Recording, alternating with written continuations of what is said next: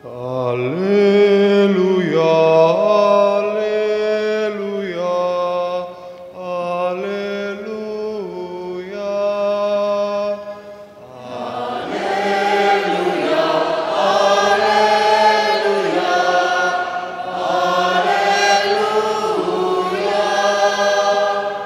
Aku bersyukur kepadamu, Bapa Tuhan langit dan bumi, karena misteri kerajaan Engkau nyatakan kepada orang kecil.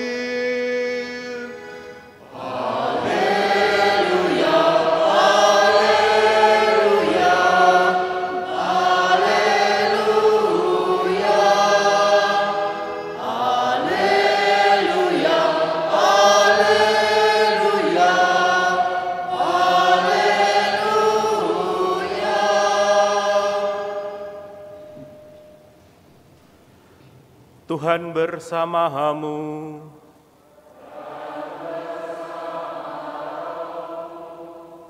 Inilah Injil suci menurut Matius.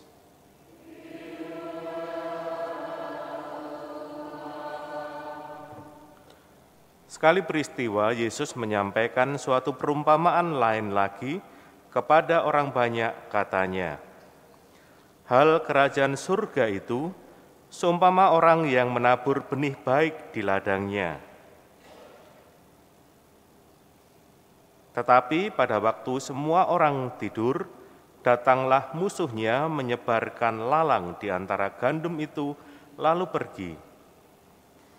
Ketika gandum itu tumbuh dan mulai berbulir, tampak jugalah lalang itu. Lalu datanglah hamba-hamba pemilik ladang itu dan berkata kepadanya, 'Tuan, bukankah benih baik yang Tuan taburkan di ladang Tuan? Dari manakah lalang itu?' Jawab pemilik itu, 'Seorang musuh yang melakukannya.' Lalu berkatalah hamba-hamba itu kepadanya, 'Maukah Tuan supaya kami pergi mencabut lalang itu?' Tetapi dia berkata, 'Jangan, sebab mungkin gandum itu ikut tercabut pada waktu kamu mencabut lalang itu. Biarkanlah keduanya tumbuh bersama sampai waktu menuai tiba. Pada waktu itu aku akan berkata kepada para penuai, kumpulkanlah dahulu lalang itu dan ikatlah berberkas-berkas untuk dibakar. Kemudian kumpulkanlah gandum itu ke dalam lumbungku.' Demikianlah sabda Tuhan.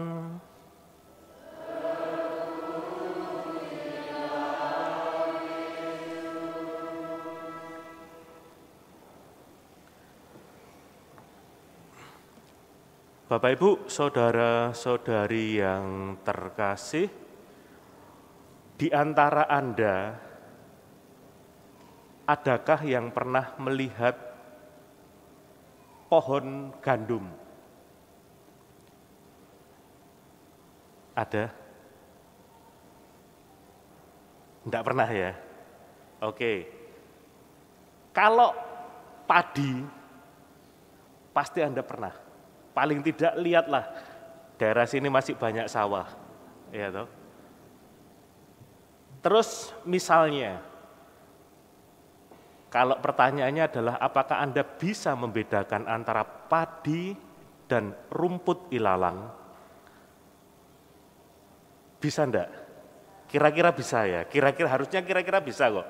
Itu sesuatu yang ya saya punya cukup pengalaman, jadi walaupun bukan dari keluarga petani, tapi dulu waktu di postulat, itu di kompleks postulat itu ada sawah. Jadi di dalam pagar postulat itu di samping bangunan untuk para frater, tapi ada juga sawahnya. Jadi sekali waktu kami diajak waktu jam kerja itu ke sawah. Tentunya bukan untuk menanam ya, untuk menanam padi, tapi lebih untuk menanamnya lebih ada yang lebih pandai, tapi lebih ke itu tadi, mencabuti rumput ilalang, apa itu istilahnya apa itu? Menyiang, iya menyiang itu. Jadi walaupun kita tidak pandai, tidak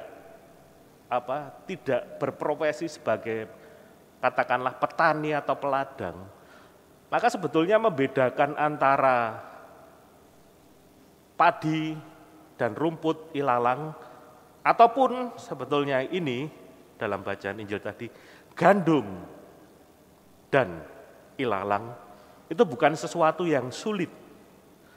Maka menjadi aneh ketika kemudian ada laporan ke tuan yang punya ladang, dan jawabannya tadi Anda mendengarnya, jangan, maukah Tuan supaya kami pergi mencabut lalang itu? Jangan, sebab mungkin gandum itu ikut tercabut pada waktu kamu mencabut lalang itu. Ini kan mau dikatakan sebuah keanehan, ya memang aneh. Bagaimana petani, peladang, itu sampai tidak bisa membedakan antara gandum dan ilalang. Ya. Tapi seperti itulah gaya bahasa dari Injil. Jadi dalam kitab suci kita sering mendengar atau sesuatu yang tidak logis, tapi seperti itulah kalau mau dikatakan Allah. Sesuatu yang tidak bisa kemudian diatur oleh cara pikir, cara pandang manusia. Ya. Misalnya, manusia biasa berpikir tentang pahala dan hukuman. Yang baik dapat ganjaran, dapat hadiah, yang salah dihukum. Ya. Itu tanpa sadar, pola pikir itu juga mempengaruhi cara kita berpikir, bertindak, menilai orang. Ya. Pokoknya nek salah ya dihukum, nek apik dapat ganjaran. Ya. Bahkan itu seringkali juga dipakai untuk propaganda. Ya. Propaganda, lain sebagainya lah. Ya. Tapi cara pandang Allah itu beda. Ya. Hari ini lewat bacaan pertama ataupun bacaan Injil terlebih, tadi juga dalam Mazmur tanggapan itu juga refrennya kan, nunggu baik. Ya toh.